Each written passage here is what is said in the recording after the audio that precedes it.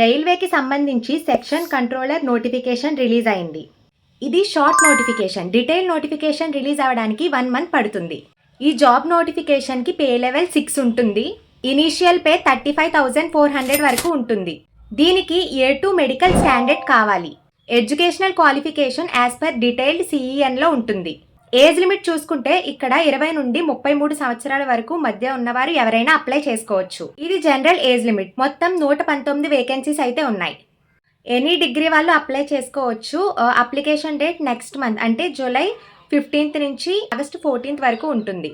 Selection ప్రాసెస్లో మొత్తం 4 rounds ఉంటాయి. ఫస్ట్ కంప్యూటర్ బేస్డ్ టెస్ట్ ఉంటుంది. Next computer based aptitude test, దాని తర్వాత డాక్యుమెంట్ వెరిఫికేషన్, లాస్ట్లో మెడికల్ టెస్ట్ చేసి దీనికి అయితే సెలెక్ట్ చేసుకుంటారు.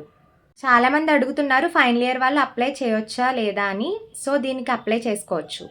మొత్తం 6,684 పోస్టుల కోసం భారీ నియామకాలు స్టార్ట్ చేస్తున్నారు. మీరు SSLC, ITI, డిప్లొమా చదివితే దరఖాస్తు చేసుకోవచ్చు. ఇక్కడ టెక్నీషియన్ మరియు స్వాప్ కంట్రోలర్ పోస్టుల గురించి అప్లై చేసుకోవచ్చు.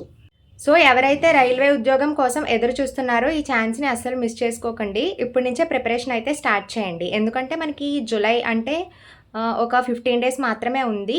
జూలై 15 నుంచి ఆగస్ట్ 14th వరకు. కాబట్టి మీరు ఇప్పటి నుంచే మీ ప్రిపరేషన్ని స్టార్ట్ చేసి ఈ జాబ్ అయితే సెలెక్ట్ అవ్వండి. మొత్తం 119 ఖాళీలు కాబట్టి మీకు కన్ఫర్మ్గా వచ్చే ఛాన్స్ ఉంటుంది. మీరు హార్డ్ వర్క్ చేసేదాన్ని బట్టి ఉంటుంది. కాబట్టి బాగా హార్డ్ వర్క్ చేసి ఈ జాబ్ని పొందండి. మీకు అప్లికేషన్ లింక్ కావాలి అంటే గూగుల్లో telugudipam.com అని సెర్చ్ చేయండి. సెర్చ్ బార్లో ఇండియన్ రైల్వేస్ జాబ్ అని సెర్చ్ చేసిన తర్వాత మీకు ఇక్కడ ఒక పోస్ట్ అనేది కనిపిస్తుంది. అది క్లిక్ చేయండి. అది క్లిక్ చేశాక కింద ఇన్ఫర్మేషన్ అంతా ఉంటుందండి. అంటే ఈ జాబ్కి అసలు ఎవరు ఎలిజిబుల్, ఏజ్ ఎంత నుంచి ఎంతవరకు ఉండాలి, ఇంకా సెలెక్షన్ ప్రాసెస్ అంటే ఎన్ని రౌండ్స్ ఉంటాయి అవన్నీ ఉంటుంది. అదంతా పూర్తిగా చదివాక కిందకి స్క్రోల్ చేస్తే ఇక్కడ అప్లికేషన్ లింక్ ఉంటుంది. అది క్లిక్ చేసి దరఖాస్తు చేసుకోండి.